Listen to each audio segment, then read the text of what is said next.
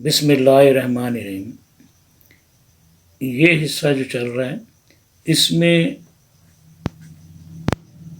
میں نے وہ آیات اکٹھی کی ہیں قرآن پاک سے جس میں موت کے بعد زندگی پر بحث کی ہے۔ آیات سمپل ہیں۔ ہم مسلمانوں کا تو یقین ہے کہ ہم نے مرنے کے بعد زندہ ہونا ہے اور اپنے عملوں کا حساب دینا ہے۔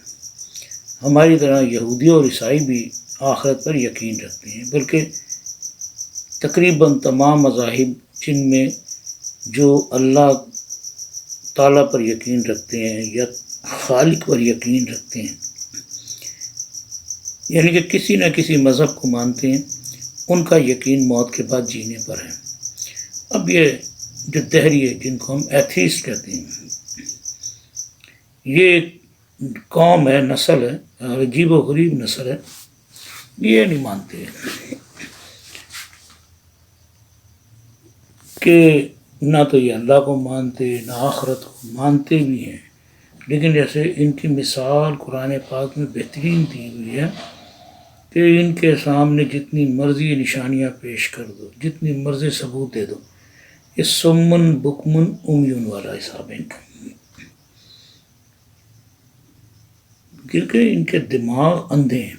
بعض چیزیں ہم صرف آنکھوں سے نہیں دیکھتے، دماغ سے بھی ایک ہماری ضمیر کی آنکھ ہے۔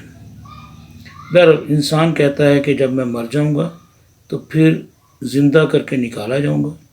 کیا یہ انسان اتنا بھی یاد نہیں رکھتا کہ اسے اس سے پہلے پیدا کیا، حالانکہ وہ کچھ بھی نہ تھا؟ تیرے پروردگار کی قسم، ہم انہیں اور شیطانوں کو جمع کر کے ضرور جہنم کے ارد گرد گھٹنوں کے بل گرے ہوئے حاضر کر دیں گے۔ ہم پھر ہر گروہ سے انہیں الگ نکال کھڑا کریں گے جو اللہ رحمان سے بہت اکڑے پھرتے تھے۔ پھر ہم انہیں بھی خوب جانتے ہیں جو جہنم کے داخلے کے زیادہ سزاوار ہیں۔ تم میں سے ہر ایک وہاں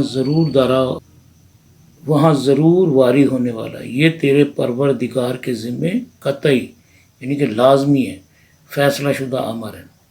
پھر ہم پرہیزگاروں کو تو بچا لیں گے اور نافرمانوں کو اسی میں گھٹنوں کے بل گرا ہوا چھوڑ دیں گے۔ یہ اب سے نہیں، ہمیشہ سے بحث ہوئی۔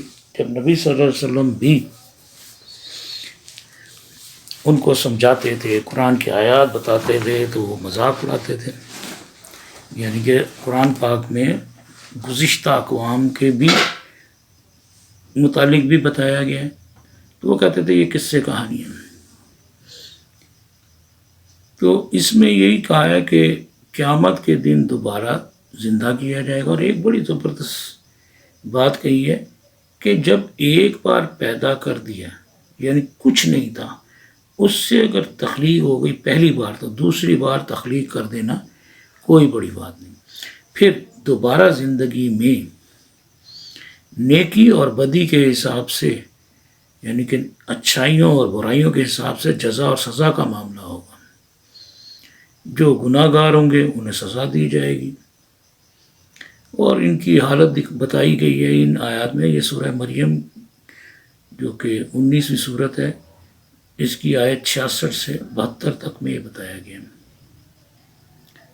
یہ سوال اب بھی کرتے ہیں لوگ، نبی صلی اللہ علیہ وآلہ وسلم سے بھی کرتے تھے، اور یہ معاملہ، یہ بحث کیوں نہیں مانتے اللہ کو، کیوں نہیں مانتے آخرت کو، جزا اور سزا کو۔ جو لوگ اپنی من مانی کرتے ہیں نا، وہ دہریت کے پردے میں اپنے آپ کو چھپاتے ہیں۔ اتنا کوئی احمق نہیں ہوتا کہ اتنی بڑی کائنات خود سے بن گئی، اتنے سسٹمیٹیکلی ہر چیز بڑی منظم ہے، اتنا آرگنائز سارا معاملہ، سورج اپنے وقت پر آ رہا ہے، زمین سورج موو کر رہے ہیں، ٹکراتے نہیں، ہزاروں سال سے، بلکہ سائنس کے مطابق تو لاکھوں سال سے نظام چل رہا ہے۔ تو صرف یہ ہے کہ دہریے اس لیے وہ چاہتے ہیں من مانی کریں، جو چاہیں کھائیں، جو چاہیں کریں، بدکاری کریں، سور کھائیں، جو بھی کچھ، اس لیے وہ راستے ڈھونڈتے ہیں۔ تو جس طرح نبی صلی اللہ علیہ وسلم سے سوال ہوتے تھے، آج بھی لوگ ہم مسلمانوں میں بہت سارے لوگ یہ کہتے ہیں کہ کوئی حساب نہیں ہوگا، اللہ معاف کرنے کو سب کو معاف کر دے، لیکن وہ بڑا منصف ہے۔ دو طرح کے حقوق، حقوق اللہ، حقوق العباد۔ حقوق اللہ میں آ گئی عبادات، اللہ کی عبادت کی نہیں کی، یہ اس کی مرضی ہے، وہ معاف کرتا ہے، یہ اس کی مرضی ہے، وہ معاف کرتا ہے یا نہیں کرتا۔ لیکن حقوق العباد والا معاملہ بڑا سخت ہے۔ حقوق العباد کے معاملے میں اللہ تعالیٰ ڈائریکٹ معاف نہیں کرے گا۔ جس کسی کے ساتھ کسی انسان نے زیادتی کی ہوگی، اس کا حق مارا ہوگا، ظلم کیا ہوگا، تو اسی کی معافی کی بعد اس کی جان چھوٹے گی، یا پھر اس کی نیکیاں دی جائیں گی، یا اس کو دوزخ میں ڈالا جائے گا۔ کیونکہ اللہ تعالیٰ غفور الرحیم ہے، زیادہ تر صفتیں تو ایسی ہی ہیں، لیکن جبار اور قہار، جو تباہیاں آتی ہیں وہ جبار اور قہار والا معاملے کی وجہ سے، اور وہ منصف بھی ہے۔ کافروں نے کہا کہ کیا جب ہم مٹی ہو جائیں گے اور ہمارے باپ دادا بھی، کیا ہم پھر نکالے جائیں گے؟ ہم اور ہمارے باپ دادوں کو بہت پہلے سے یہ وعدے دیے جاتے رہے، کچھ نہیں، یہ تو صرف اگلوں کے افسانے ہیں۔ کہہ دیجیے کہ زمین میں چل پھر کر ذرا دیکھو تو صحیح کہ گناہ گاروں کا کیسا انجام ہو۔ آپ ان کے بارے میں غم نہ کریں اور ان کے داؤں گھات سے تنگ دل نہ ہو۔ کہتے ہیں کہ یہ وعدہ کب ہے؟ اگر سچے ہو تو بتلا دو۔ جواب دیجیے کہ شاید بعض وہ چیزیں جن کی تم جلدی مچا رہے ہو تم سے بہت ہی قریب ہو گئی۔ بڑی واضح آیات ہیں، یہ سوال جواب بھی ہوتے رہے نبی صلی اللہ علیہ وسلم سے۔ کہتے تھے اب ہم مر جائیں گے تو کیا مٹی ہو گئے؟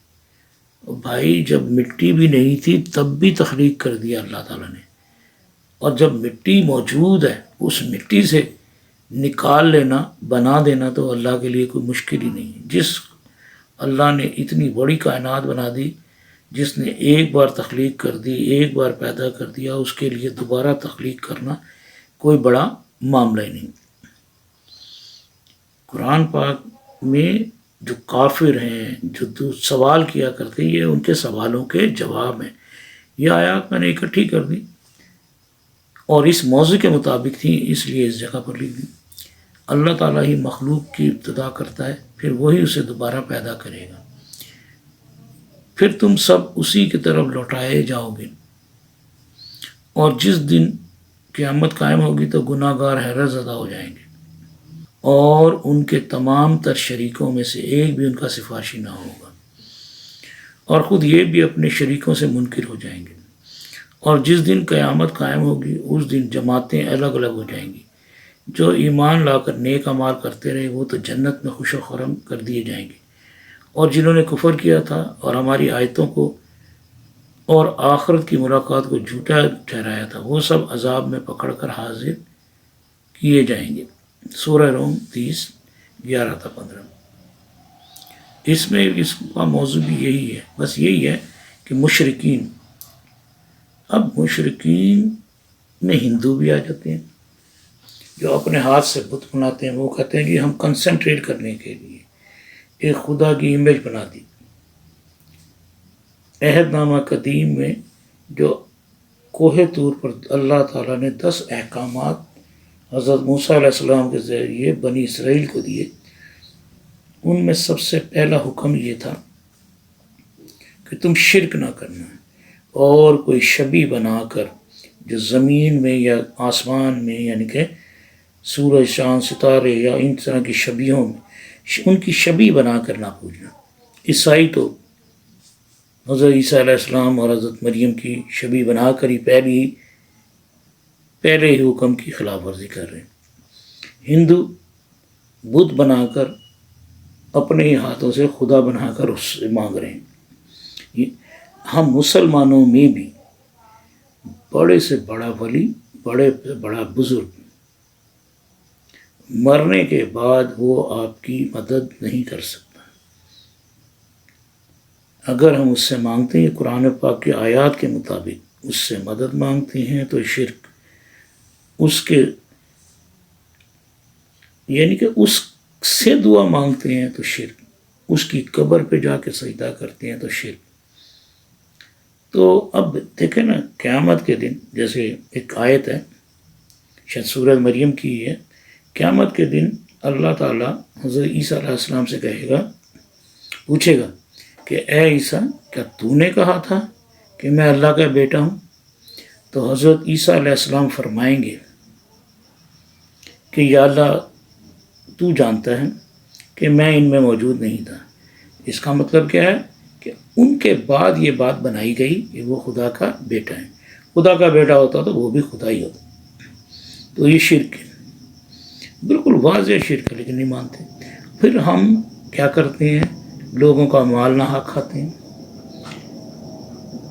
جو بھی ہم اللہ کی شریعت، اللہ کے احکامات، اللہ کی شریعت ہم اگر غور کریں ہماری نیچر میں فٹ ہے۔ جب انسان ان راستوں سے بھٹکتا ہے جو اللہ کی شریعت میں ہیں اور ان حدود کو پامال کرتا توڑتا ہے تو اس کی طبیعت میں بے چینی آ جاتی ہے۔ وہ بتا دیتا ہے، ضمیر بتا دیتا ہے کہ ہم غلطی پر ہیں۔ اس کے لیے ہم چاہے نشے کر کے اپنے ضمیر کو دبائیں، جو مرضی، ہمیں حساب تو دینا ہے۔ اب ہمارے یہاں شرک کیوں ہو رہا ہے؟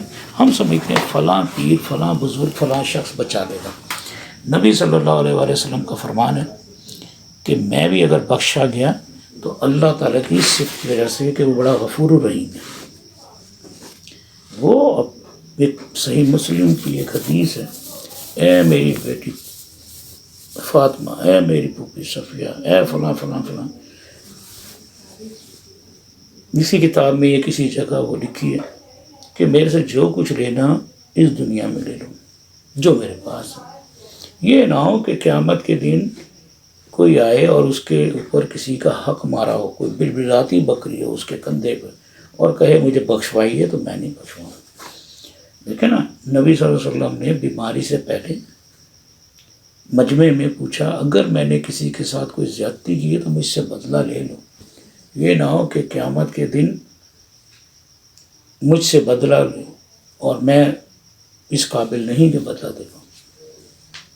تو ایک صحابی اٹھے یا شخص اٹھے، صحابہ میں سے تھے نا، صحابہ میں سے تھے، انہوں نے کہا جی آپ نے ایک بار ایک سواری پر سوار ہوتے وقت اس کو چابک مارا، وہ اسے نہیں لگا، مجھے لگا۔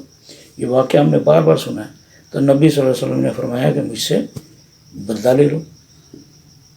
تو ہم سمجھ رہے ہیں کہ وہ بخشوا لیں گے۔ بے شک بخشش کیا ہے؟ گناہ گاروں کی بخشش ہے، وہ ہمارے حقوق اللہ میں ہو گئے۔